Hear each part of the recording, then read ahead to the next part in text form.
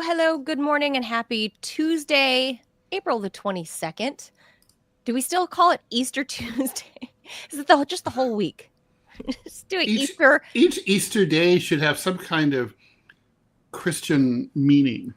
Tuesday being the most boring day of this would be the sainted day of the holy hamburger, when the resurrected Savior and Son of the God had his first post-death burger. Like Saint McDonald? Well, I would like to think that, after going through crucifixion, you want to treat yourself to something a little better than McDonald's. So maybe you got to at least go Wendy's. Five Guys. Maybe Five Guys. Each of the five apostles there. Or In-N-Out Burger, Yes. After all, you've been in and out of life. That's true. And death. That right there. It's like, is a good slogan. Hey, Jesus Christ, you've just been crucified and rose 3 days later from the dead. What are you going to do? I'm going to In-N-Out Burger. I'm getting an In-N-Out Burger. Yeah. That's worth it. By the way, one of my high school jobs, just going to say.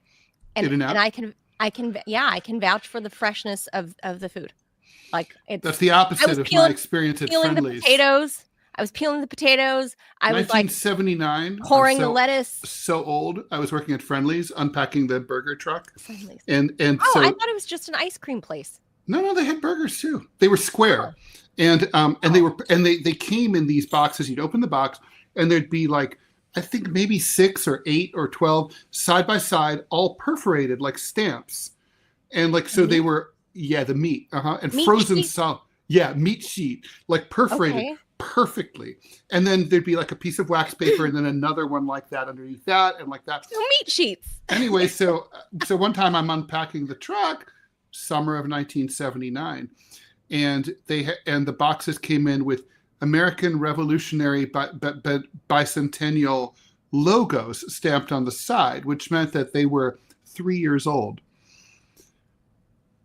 Oh. Next year everything's going to have the sesquicentennial whatever it's called, the bicycle, the 250th anniversary of the Declaration of Independence, who's next year. And there's a terrible logo for it, by the way, already. And that logo is going to be all over the place. You're such a nerd, Ted, that you would know that.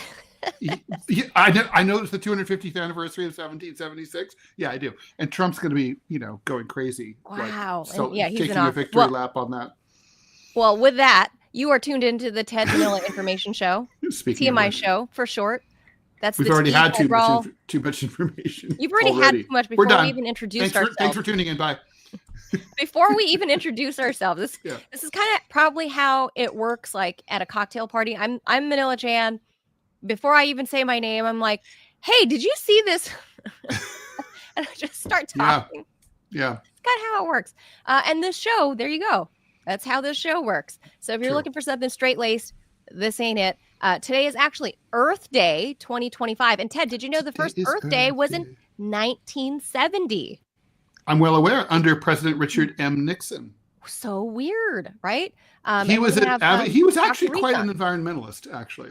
Which is very strange to me. I got to ask Doc. I mean, I wasn't around environmentalism environmentalism as being a liberal thing started under Reagan. Up until Reagan, I'm sure Dr. Halter will confirm this, but my recollection was that up until 1980, it was like Republicans and Democrats all agreed that global warming and climate change were real. They were caused by human beings, that there were mass species extinctions. The environment was not a political issue. Right. And it's only when Reagan came in and he said, well, you're putting animals and plants ahead of jobs. And that's when he politicized the environment. Yeah. Mm-hmm. Well, I mean, many would argue that Teddy Roosevelt was the first real environmental 100%. President. Although he liked to kill big animals. But yes, he within the context of his time, he was definitely correct. And he's the one lot of huge national parks. National parks. Exactly. He's the one that put this into motion. Like, hey, we should save this area and we should save that swamp. And people are like, why do you want to save a swamp? Yes, it's part of the ecosystem. Yes, save it. Yes, all that swampland we now call Florida, you can only build houses on some of it. Well, now we call them wetlands. Well, then that's the selling point, is you're buying a home or building a home on in a mosquito-filled bog. Wetlands of Florida, and otherwise known as the place where alligators live. Did you see that viral video of the gators climbing the wall and ringing the doorbells? Yes. Yeah. So weird. And then I went down the gator hole, and I started reading other Florida woman or Florida man stories about the gators in their houses.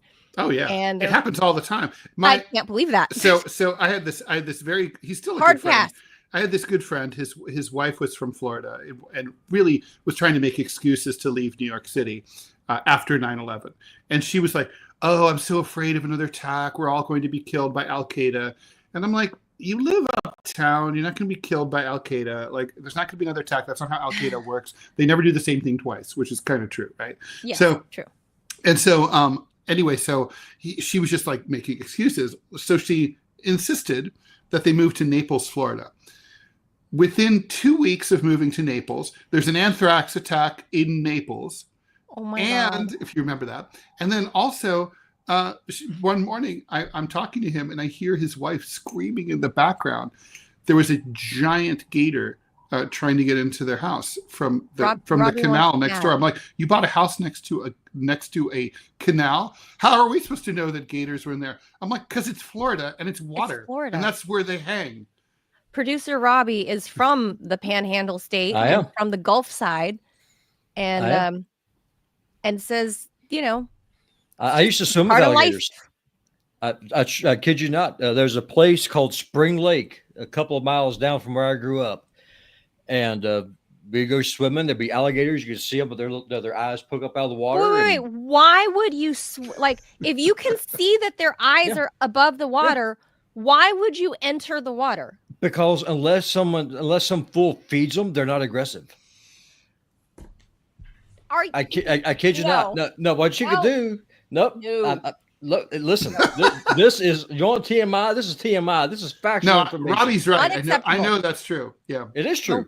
No, I mean you can go in there. You can swim with them. They watch you. You It's watch fine. them. don't They stay on their care side of the about you. lake. You stay on yours. They do not care. What? But now the problem is, like Ted's New Yorker friends. Fortunately, she's smart enough to be scared of them. A lot of these damn Yankees. That's what we call them, damn Yankees. They come down and they think, oh, this poor animal is hungry. I'm going to feed it. That's the worst thing. It's just like the bears up here in Montana.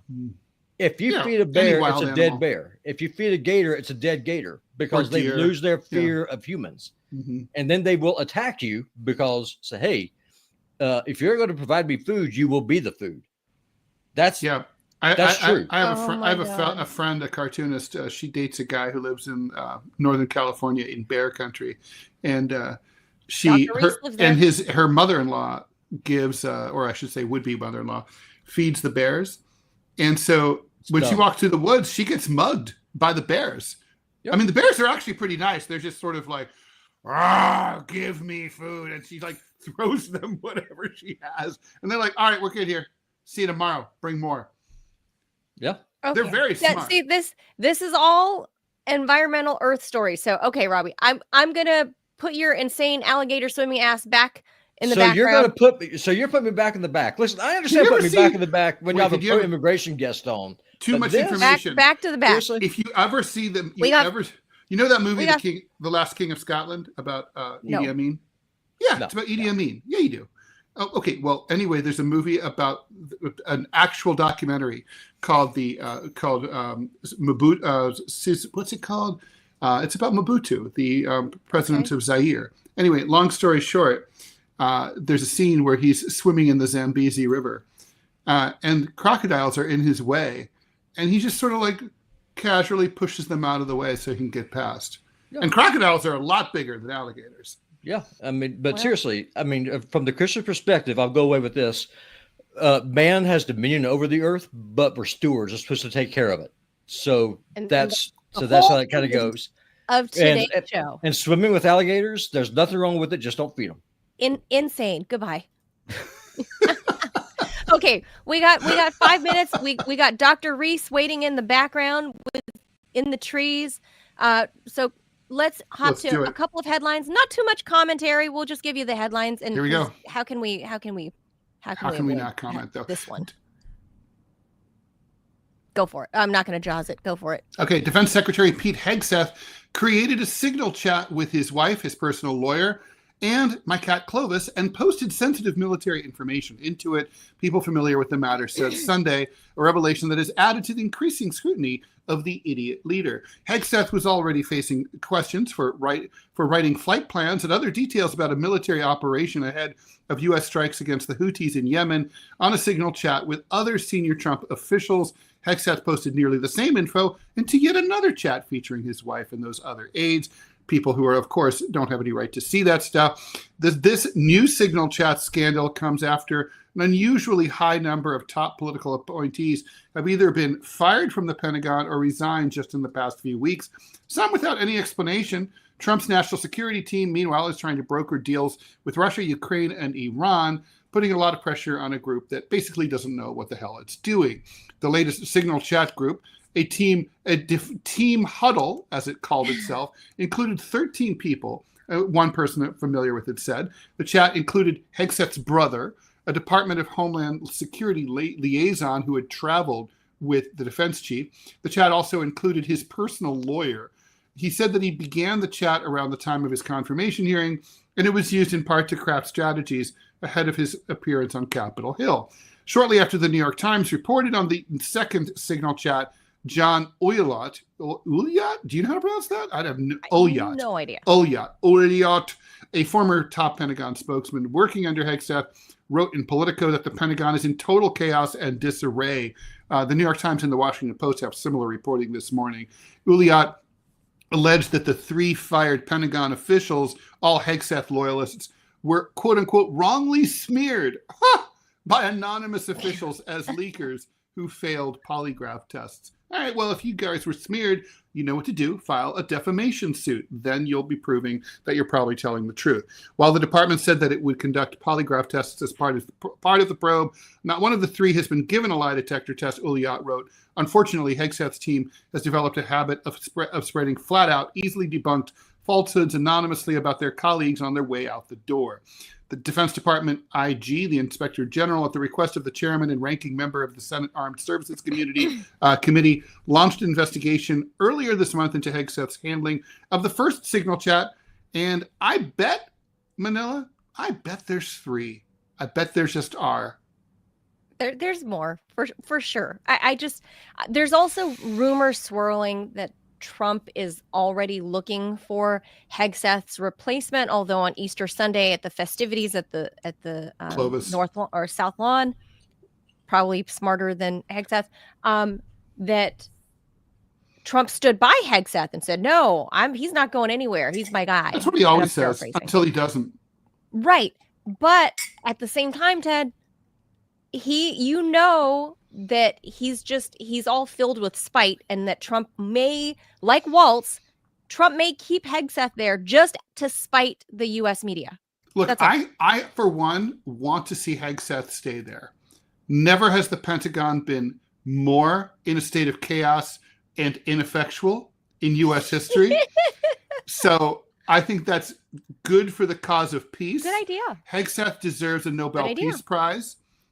We should accidentally peaceful. We should have only incompetent people in charge of war making. That is a new plan, Ted. That could be. You could be accidental peace. Like that's good. Right. All right. Next that's story. Right. All right. The FTC's, that's the Federal Trade Commission's blockbuster monopoly trial against Meta, parent company of Facebook, kicked off last week. CEO Mark Zuckerberg spent 10 hours on the stand. I hope he got to pee. The agency claims Meta used a buy or bury strategy to kill off rivals, while the company says it's just trying to compete in a TikTok world. At risk is a potential breakup that could force Meta to spin off its most valuable apps.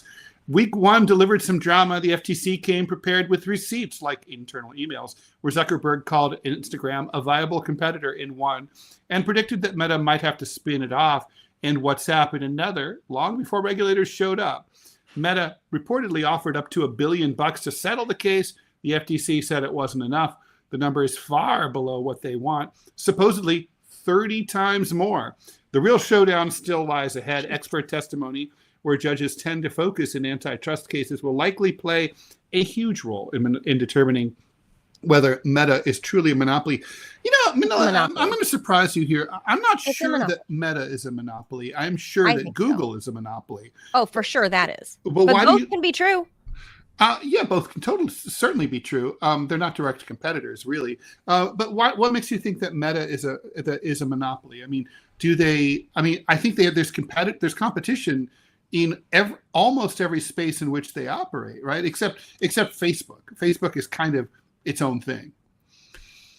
Yeah, Facebook is kind of modernized MySpace. Mm-hmm. But Facebook, WhatsApp certainly has competition. We just talked about Signal. Yeah, but very recently, that's a competition. Yes, but very recently, Meta bought Instagram. There's other things like Instagram. He supposedly encrypted all of these other things, but the point is he bought and buried all the other companies to squash competition. That's what Amazon famously does, and that's the problem. And Apple does that too. Yeah, so that should be brought up against a lot of other companies, big tech companies, and Google, of course, is on trial, by the way, in the same courthouse, in the same building as Zuck. So you're gonna have all these big named tech people. They're like, "Yo, what's up?" Yeah, like they're like, "Hey, how's your case going?" Not so good. Google definitely needs to get broken up. Meta, I think all of these companies, tech has overtaken our lives, and could you see if you were transferred into the body of Mark Zuckerberg, that would be obviously a major downgrade. Or his wife with her lovely statue. Oh God! At least you'd be ethnically appropriate. That's true. Would you couldn't you see, like, just at a certain point being like, I have billions of dollars. Do I need this in my life? I'm just leaving. Bye. Right. Yes. That's how I really would have gone. Like, Tahiti. Bye. What was his name? The guy from MySpace? Tom. I would go in the way of MySpace Tom, the one that was everybody's friend. Do you know what that guy's doing now with his hundreds of millions of dollars? Because I bothered to look him up a year or two ago. This is, by the way, what's his name? Wozniak, who was the Wozniak, yeah. Wozniak. The co-founder of Apple. Yeah, he basically has a chill life now. So Tom is now a nature photographer. Oh, that's cool. Perfect. I mean, I'm looking at Dr. Reese right now with showing us some beautiful trees in the background there. I could see Dr. Reese. So we'll just speed through this last one. Appropriate thing for us to say. Real quick. You got to go speed through this, Ted. I will speed through it. This is great.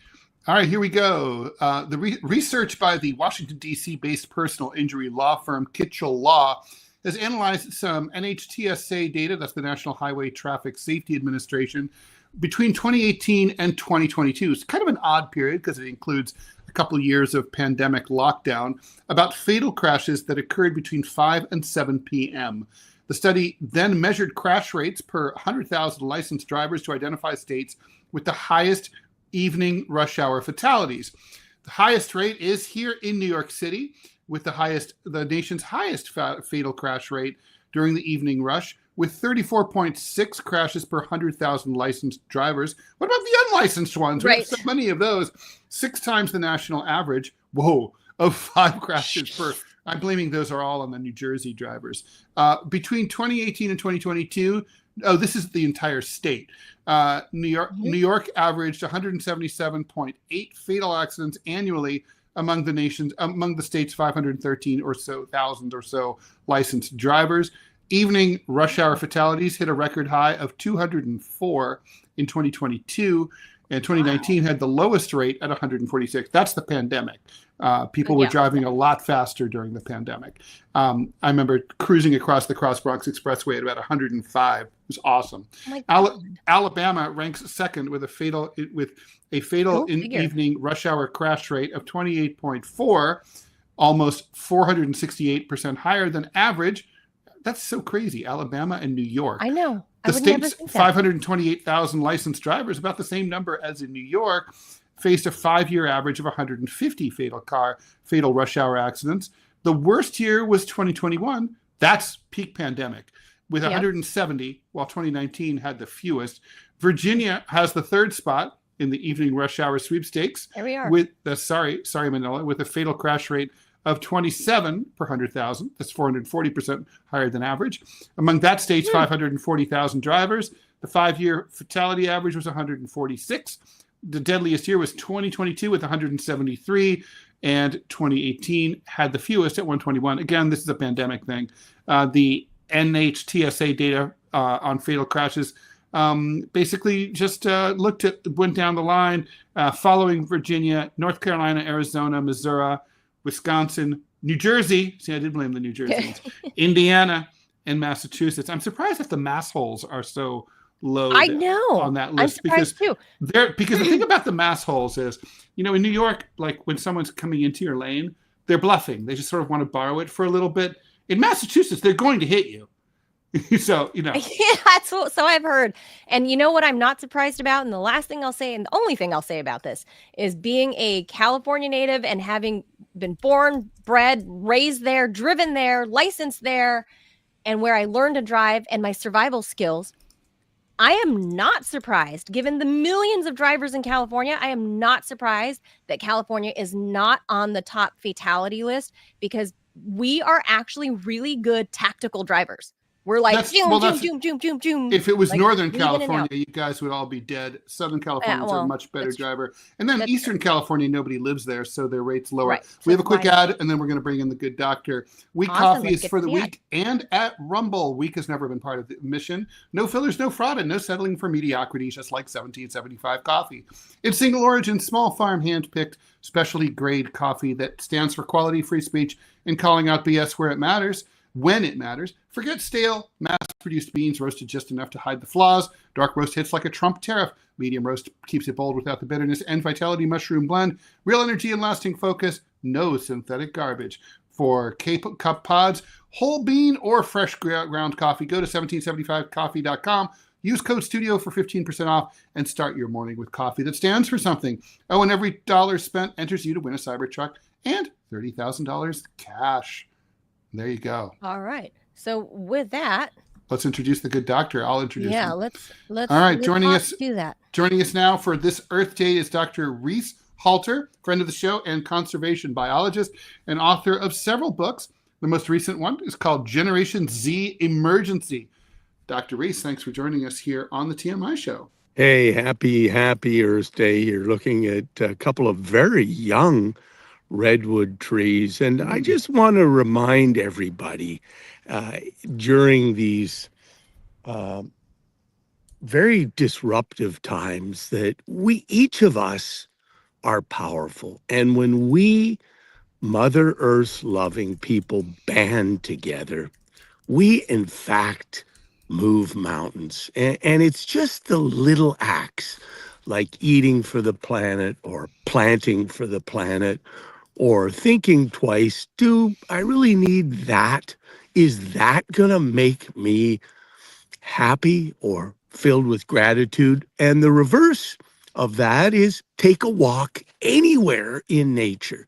I happen to be extraordinarily blessed because I live around very big trees and forests and the ocean, but you just go to a green space, go into your garden, plant and more, and just rejoice. I think that there's so much in front of us. The electronics is overwhelming.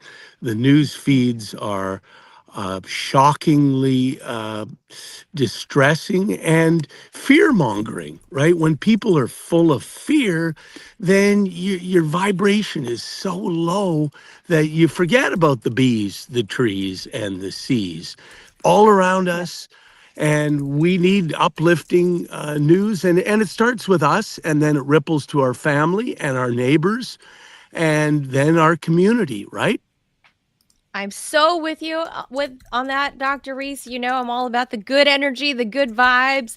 This is where Ted says that I'm too hippy-dippy Californian because I love when spring is back, because what little bit of lawn I have, which there was a dearth of in Southern California, but I have lawn here in Virginia.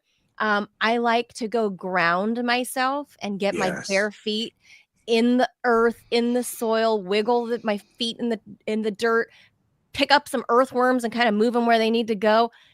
I know it sounds hippy-dippy California, but it's true. It is absolutely true, Ted. You got to ground your feet in Mother Earth soil and do this every day, because especially you're a city dweller, and in the winter months, you guys, like, when are you barefoot on Earth soil, right?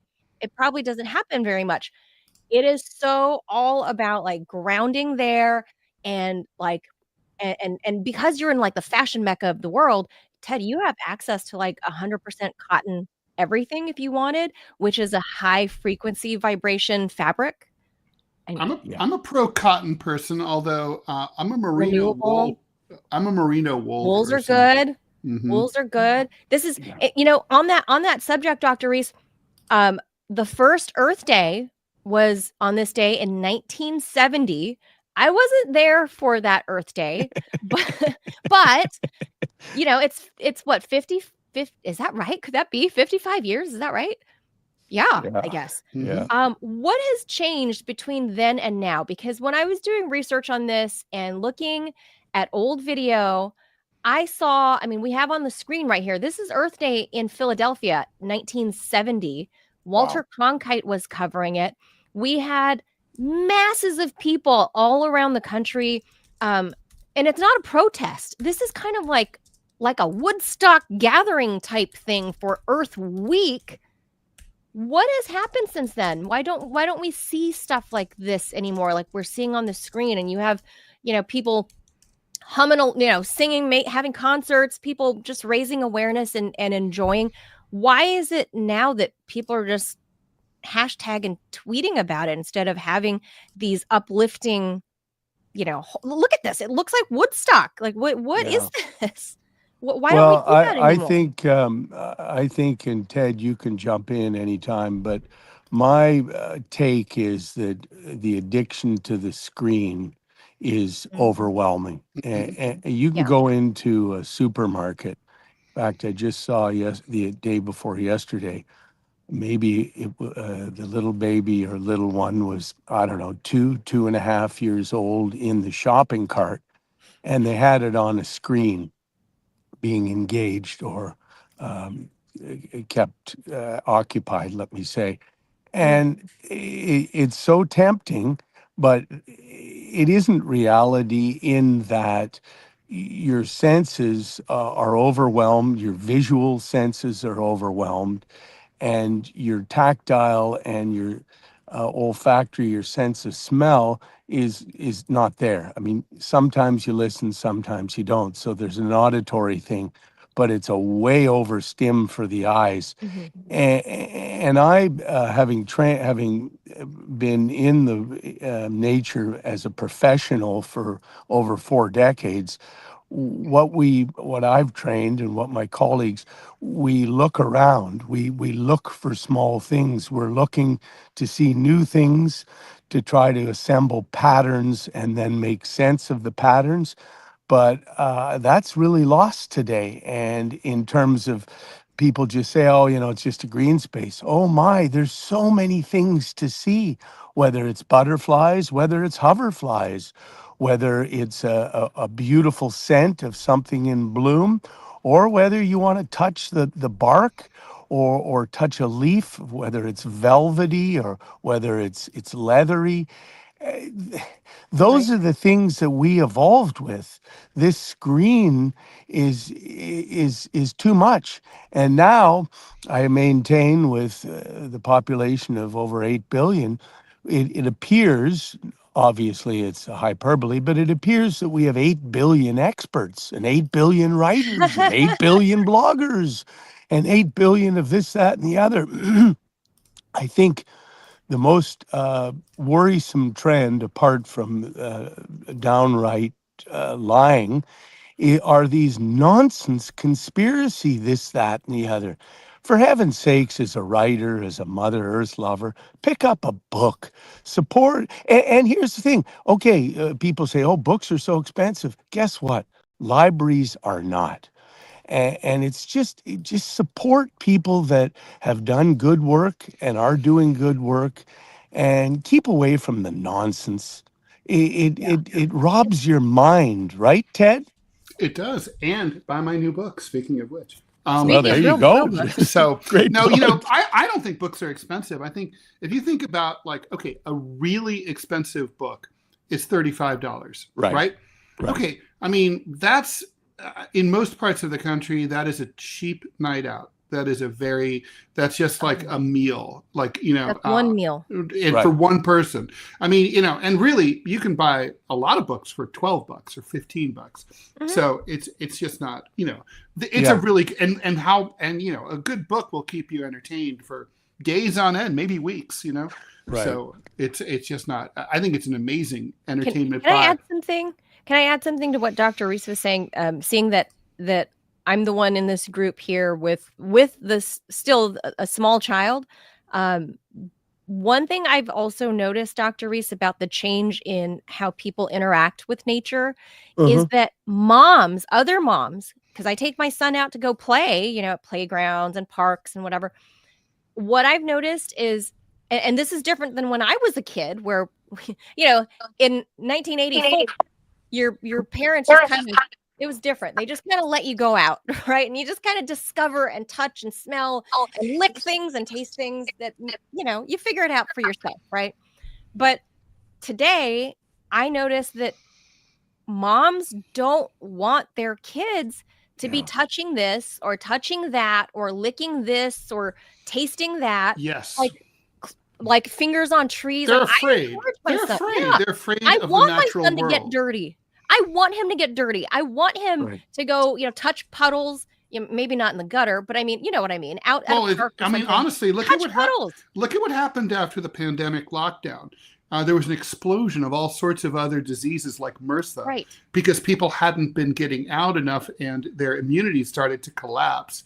Yeah. And so that, I mean, we're not meant to be so isolated. But I want to be negative here, sorry, because there's so much environmental news that's atrocious. Yeah. I've been doing a lot of research on a possible novel that it has an environmental bent.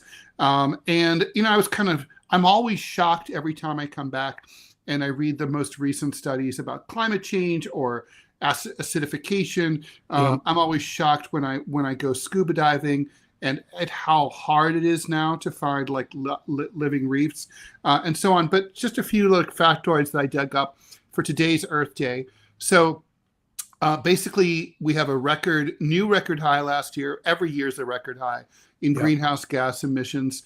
The World Meteorological Organization found that 2024 was the first year where, and people don't really understand these numbers, but where global average temperatures are over 1.5 degrees Celsius above pre-industrial levels. That's usually the year 1750 is what they look at, driven by record high CO2, methane, and nitrous oxide. Fossil fuels, deforestation and fossil fuels are between basically about 90% and 10% of emissions respectively. So pretty much that's all of it. And this is terrible, obviously, for the environment and as well as human beings. Deforestation in the Amazon, even though there was a 30% reduction in deforestation, in other words, the rate of deforestation dropped, but it was still happening. Illegal logging and agricultural expansion went up. 11,000 square kilometers were cleared last year. Shouldn't have been anything cleared. Then ocean acidification, marine heat waves. We know about the oceans boiling. Basically, biodiversity collapse. I mean, wherever you live, if you just look at the sky, there's fewer birds and there's fewer different kinds of birds. You'd see the unusual ones less often than you used to. And so basically, and with this administration, where basically they want to bring back coal and, they're very skeptical of alternative energies. I mean, it just seems like, there's predictions of human collapse, civilizational possibly collapsing by the year 2050. That might be optimistic, right? I mean, because the governments of the world are really not doing, I wasn't going to say not enough. The truth is they're not doing squat. And but meanwhile, we're driving the bigger cars than we ever drove before. We're just not taking this seriously. I mean, are you? I mean, you live in a beautiful place. We see it here on the camera. How terrified are you? On a scale of 1 to 10, a million. Mm-hmm. I see such what I call mother loathing. I see such brutality. I see such unimaginable in all of my lives disdain for science and fact-based truth, excruciatingly truthed information. I do battle getting from annoyed to depressed when 100 cities are denied 75 million to plant trees because of an administration that loathes trees, an administration that loathes insects and has no idea that the insect population is the backbone of land life, and it's crumbling so quickly. I see starvation of children. I see $1 billion farms to school food, real food program canceled. And let's say I'm jumping around, but let's say you're a bean counter, Ted and Manila, and let's say you're terribly concerned about a $36 trillion debt. Okay. So everything you're doing is to get this debt purportedly under control. If that is true, which it isn't, but if it was true, the fundamental question is why, after slashing everything, medicine, food, trees, air, water, provoking global heating, why would you give $4.5 trillion to the wealthiest 0.01% of the people in the country? And the answer is greed. Greed, a hatred for life. And I'll lastly leave it like this. Even the great pharaohs could not take their riches with them. Earlier, there was a comment of the Zuckerberg family and others. If you read or if you listen, and a billion people did follow Pope Francis. Pope Francis urged that we all must give far more than we take, because when everyone is happy, then we're all a big family. When one of us is hurting, our family is hurting. And our planet, with its wars and with its famines and with its greed, is filled with hurt. And it grieves me because we can change that. But this present administration is next level cruel. And we can't fall prey to that. I am heartened by the demonstrations last weekend. What is it, 5150? Is that the number? I forget the code. I think it's 5051. Right. 50-50-51.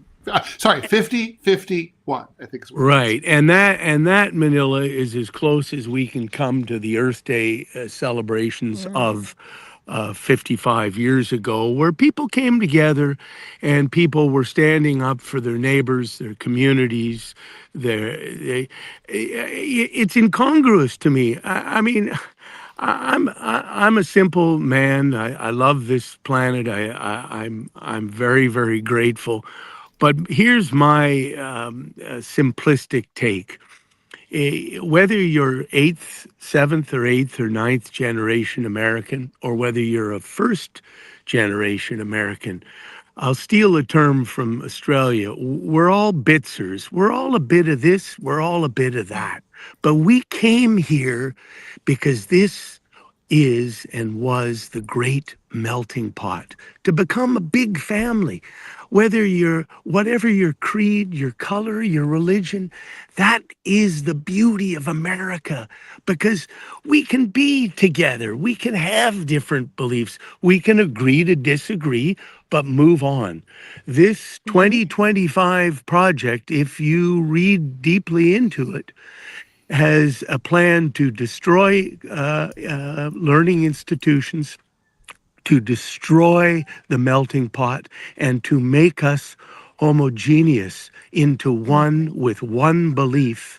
And yet, Ted, when there's a heart attack, the people of 2025 are the first in line to get science, to get medicine, to get technology. It is all utter bunkum. And Dr. Reese, yep. The Rumble Room wants your opinion on weather manipulation, if that is something that's helpful or harmful to our natural environment. Oh, it's harmful because, again, to be humble, humility, when you go into any green space, lake, forest, river, your garden, if you can seek wonder, if you can find wonder, wonder is the portal to bliss, and bliss, other than love, they are the two highest vibrations that we have. So no, we don't need any more divisiveness. We need coming together, cooperation. We're all one. Yeah, and to the point of the weather manipulation, I mean, they're shooting aerosols into the sky, right? I mean, that can't be healthy for us to breathe in, or the animals, right? No, and canceling the National Climate Assessment and all the research around that will cost lives. Yesterday, they canceled weather balloons. So there's 100 sites where they release big balloons a couple of times a day to take weather readings. Would you believe they're even canceling weather balloons? This is like So dropping into the dark ages. Because why? This is so strange to me. I'm looking at video on the screen right now of like this is Copenhagen. I was looking at up video of like the greenest cities in the world, and Copenhagen apparently is one of them. And as a whole, an entire country, Singapore is apparently ranks among the greenest city in or country in the world rather. And they're building green architecture and building with the idea of plants to be a part as a feature of all of their new sustainable buildings and things like that. And I'm wondering when you think we might see that kind of natural integration in how we build green buildings in the United States. Well, I would like to say yesterday, and I'm hopeful as soon as possible. A terrific book for everyone, Cradle to Cradle. It explains the toxicity of products and how to stay away and how to repurpose and how to do it right. We've known Cradle to Cradle for almost 30 years. The architecture and the plans for the future are well established. And it's a fact that if you want to do something right, as Ted said earlier, it does cost a little, but if we do it right, then we get it right. And again, the strangeness of all of this is if the three of us were tech tycoons and we were sitting at a table, what do tech tycoons or what do any of the tycoons value the most? The best, newest information, because it leads to better decisions and for them more profits.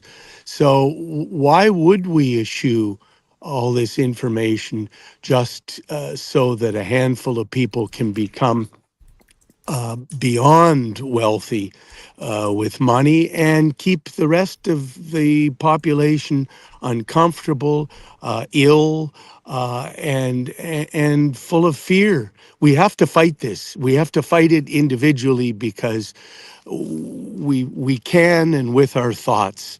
I'll leave you at this Earth Day with grab an apple, have an apple a day indeed keeps the doctor away.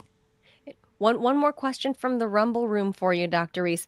One of the Rumblers wants to know your opinions about how micro and nanoplastics seep into the human brain. If you believe that those studies that have been published that now show that they do go to our brains, do you believe that's accurate? And if it goes to our brains, not just our brains, also to our into men's sperm, causing infertility. I mean, what are your thoughts on all these micro and nanoplastics and just the use of plastics? I would say in general, like I use like my, these aluminum water. I try to avoid, for example, single-use water bottles. Like as much as possible, I do not use them because of the micro and nanoplastics. I don't believe in buying water. Yeah, I mean, come on, think about the stupidest thing in the world is importing Fiji water from the other side of the world. But it's not really from Fiji. It's not really from Fiji. And when I was in Iceland, I had heard that Iceland had the purest, most fantastic tap water in the world because they have all the glaciers, right? And so when we were in Iceland last month, for the first time in, I don't know, probably since 1985, I drank glasses and glasses of tap water in Iceland and in real glasses because there's Reykjavik, speaking of Iceland, because their water comes from their own natural springs in Iceland that come from the glaciers in Iceland. And it was amazing. Like I drank, the water was free. It's in every tap and it was clean and it tasted great. And I didn't have to use a plastic bottle.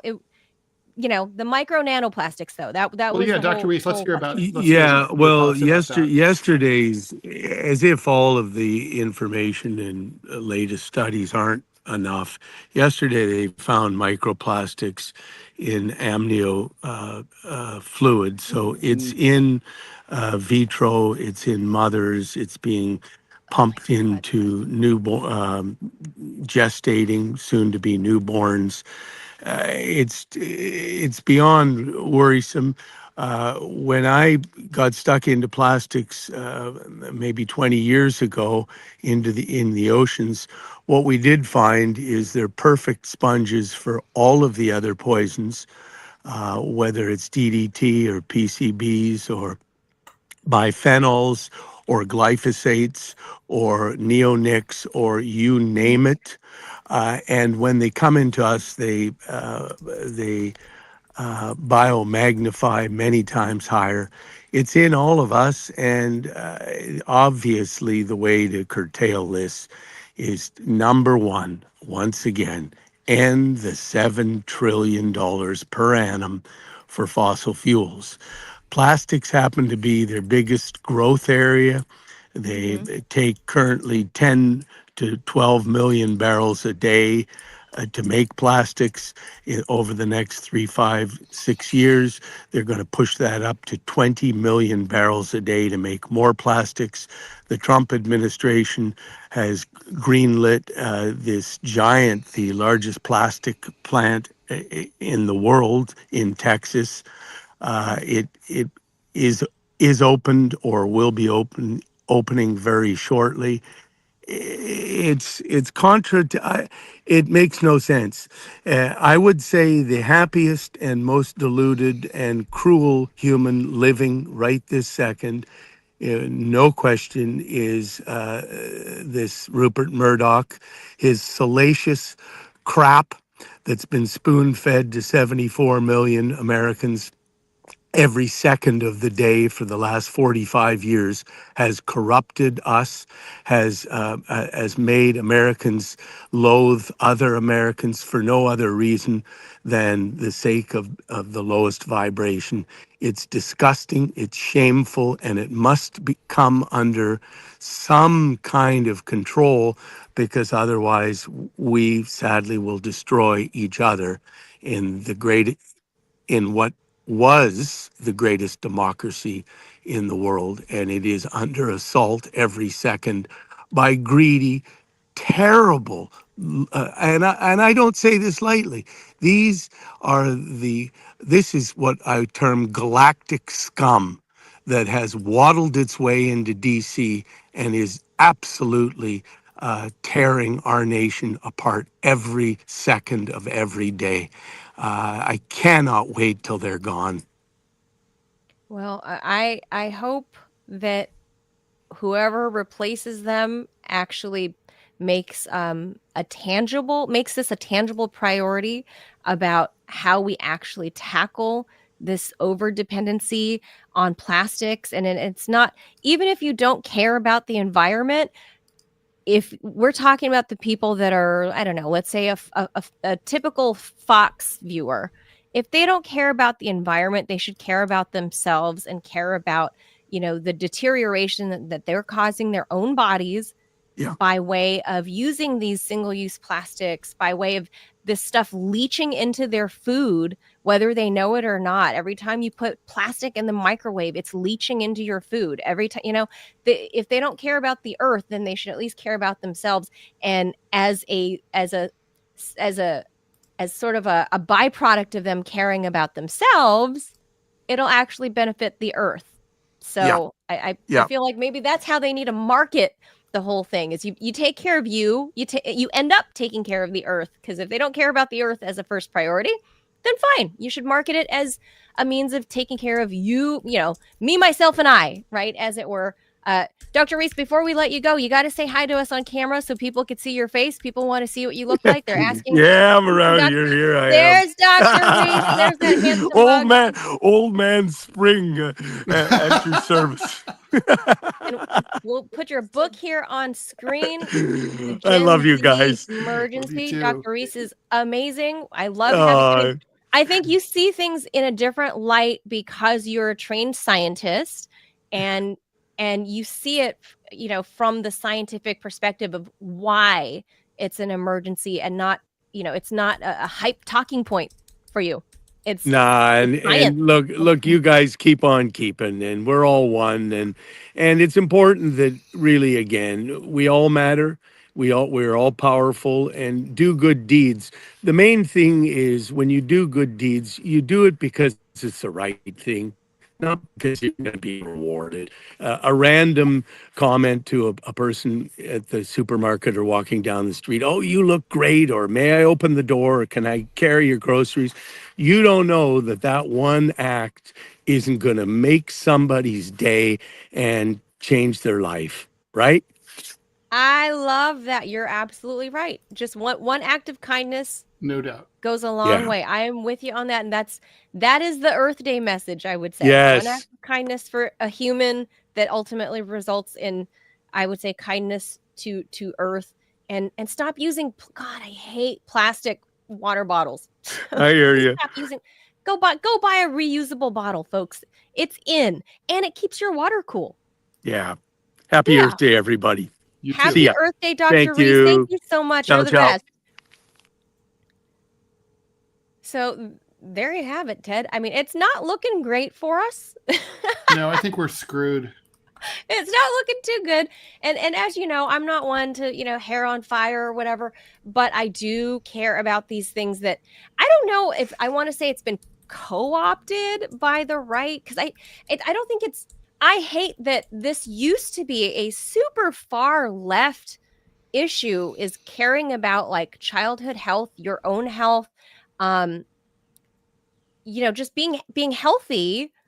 That used to be a left-wing California crunchy hippy dippy thing. Like, I'm a yogi. I like doing, like I was just talking about, like grounding my feet every spring, because since I'm out here in California, I can do that at any time of the year. But that used to be such a California progressive left side of this political spectrum. It used to be their thing. And somehow it has now been politicized to become a thing on the right, about getting out to nature and breathing in fresh air. And somehow it's a thing of the right. But then when you come to the recycling part and stuff like that, that's still an AOC Bernie Sanders type, field. So it's like, how can this be so split? Like, how do you split all the things that used to be encompassed by Earth Week, right? These are all issues that used to be talked about during Earth Week. Why have they cherry picked on this side? This is what they'll talk about, and on this side, this is what they'll talk about.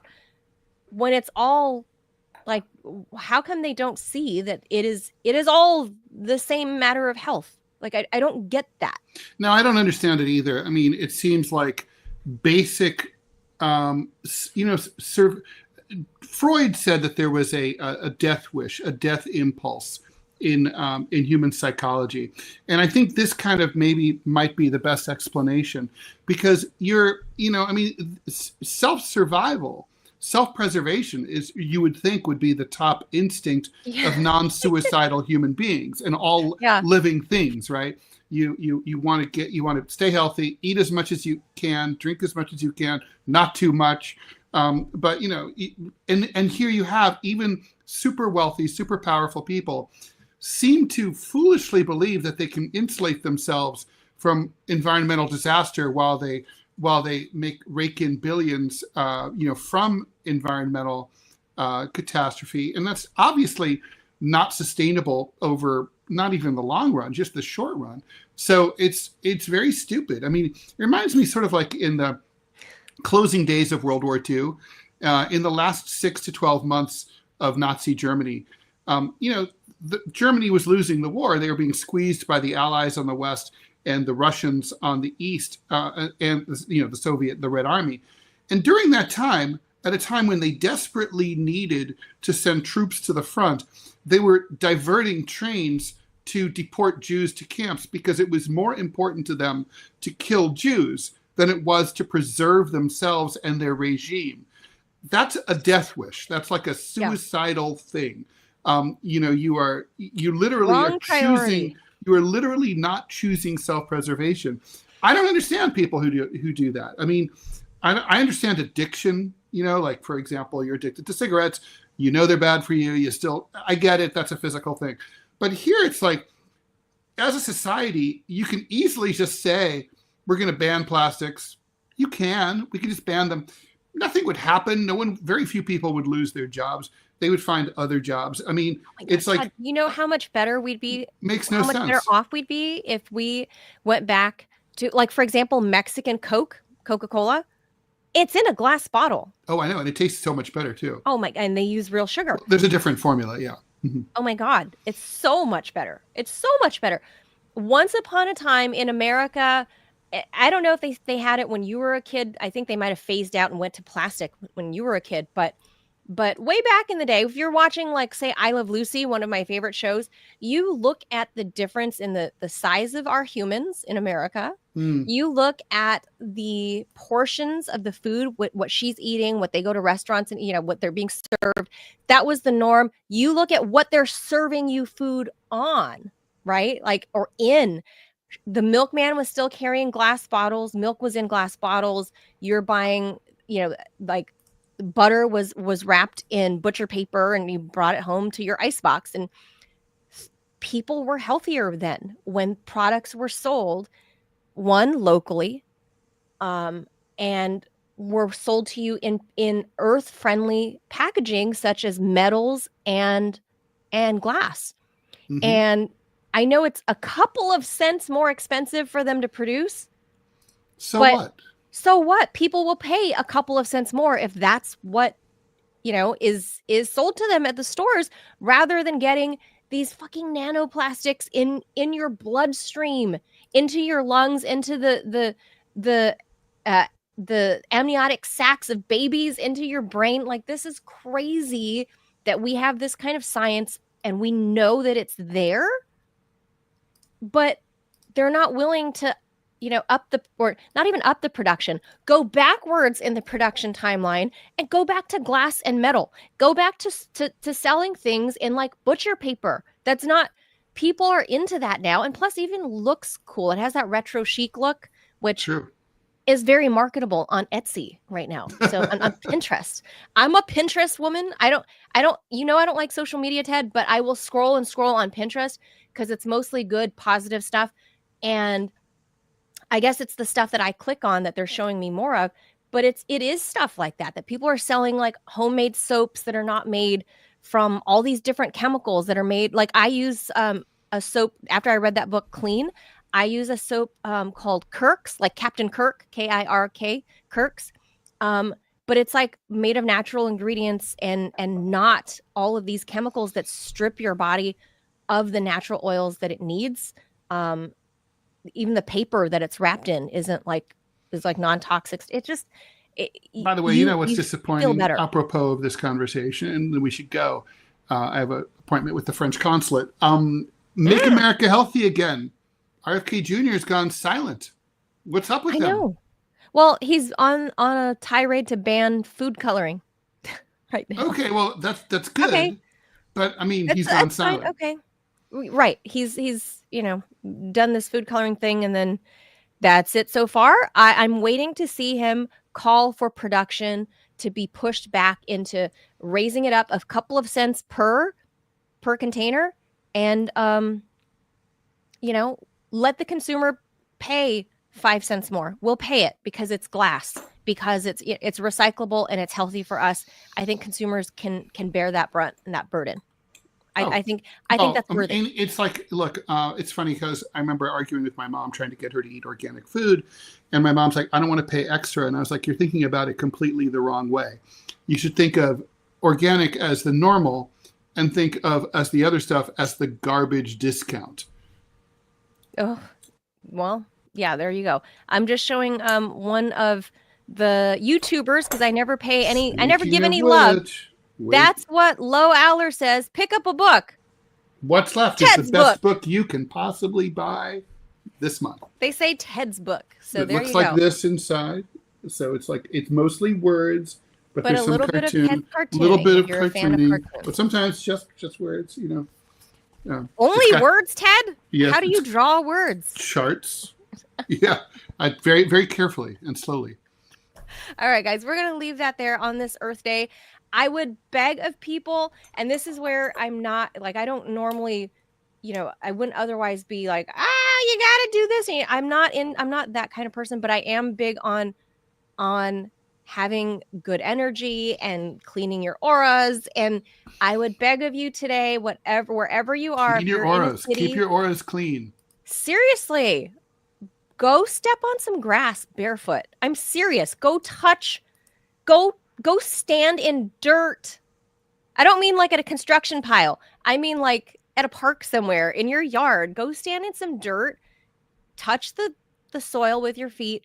And I promise you do this a couple of times a week, there will be a noticeable change in how you sleep and how you eat and how you function. People need this. And Ted, I'm talking to you because you're a city dweller. I'm a suburban mom. You're a city dweller. I used to walk around the Columbia University campus barefoot all the time. People always stare at me, even in the winter.